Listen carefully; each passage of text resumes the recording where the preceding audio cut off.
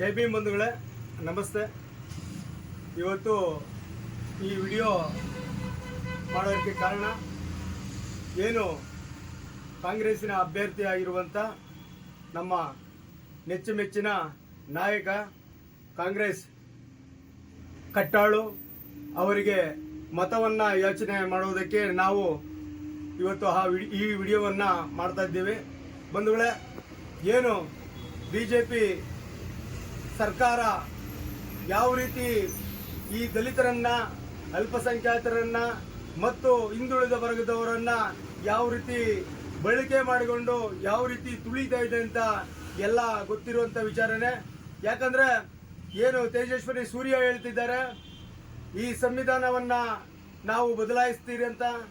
ಅನಂತ್ ಕುಮಾರ್ ಹೆಗಡೆ ಅವರು ಹೇಳ್ತಾ ಇದ್ದಾರೆ, ಈ ಸಂವಿಧಾನವನ್ನ ಕಿತ್ತಾಗಬೇಕು ಅಂತ.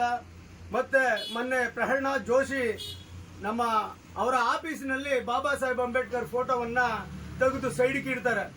ಈ ಬಾಬಾ ಸಾಹೇಬ್ ಅಂಬೇಡ್ಕರ್ ಕೊಟ್ಟಿರುವಂತ ಸಂವಿಧಾನದ ಹಕ್ಕಿನಲ್ಲಿ ಬದುಕುತ್ತಿರುವಂತ ಇಂತಹ ಮನುವಾದಿಗಳು, ಅಂಬೇಡ್ಕರ್ ಕೊಟ್ಟಿರುವಂತ ಸಂವಿಧಾನದ ಗೆದ್ದು ಬಂದಿರುವಂತ ವ್ಯಕ್ತಿಗಳು ಅಂಬೇಡ್ಕರ್ ಅನ್ನ ಒಪ್ಪುವುದಿಲ್ಲ. ಯಾಕಂದ್ರೆ ಜಾತಿವಾದಿಗಳು ಇವರು. ದಯವಿಟ್ಟು ಏನು ಈ ನಮ್ಮ ಕಾಂಗ್ರೆಸ್ 5 ಗ್ಯಾರಂಟಿಗಳನ್ನು ಕೊಟ್ಟಿದೆ. ಮತ್ತೆ ಕಾಂಗ್ರೆಸ್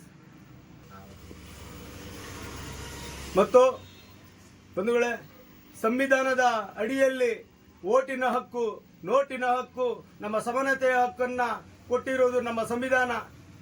ಈ ಸಂವಿಧಾನದ ಕೊಟ್ಟಿರುವಂತ ಓಟಿನ ಹಕ್ಕನ್ನ ನಾವು ನಮ್ಮ ಮಕ್ಕಳ ವಿದ್ಯಾ ಭವಿಷ್ಯಕ್ಕೆ ಮತ್ತು ಈ ರಾಜ್ಯವನ್ನ ಅಭಿವೃದ್ಧಿ ಪಡಿಸುವ ದಿಟ್ಟಿನಲ್ಲಿ ಮತ್ತು ಈ ರಾಷ್ಟ್ರವನ್ನ ಅಭಿವೃದ್ಧಿ ಕಡೆ ತೆಗೆದುಕೊಳ್ಳುವ ನಿಟ್ಟಿನಲ್ಲಿ ನಾವೆಲ್ಲ ಸಾರ್ವಜನಿಕರು ನಮ್ಮ ಕಾಂಗ್ರೆಸ್ಗೆ ಓಟನ್ನು ಕೊಟ್ಟು ಗೌತಮರನ್ನ ಜೈವಿಯನ್ನಾಗಿ ಮಾಡಬೇಕಾಗಿ ಎಲ್ಲ ನಮ್ಮ ಕೋಲಾರ ಜಿಲ್ಲೆಯ ಲೋಕಸಭಾ ಕ್ಷೇತ್ರದ ಎಲ್ಲ ಸಾರ್ವಜನಿಕರಿಗೂ ನನ್ನ ಕೈ ಮುಗಿದು ಬೇಡಿಕೊಳ್ತಾ ಇದ್ದೀನಿ.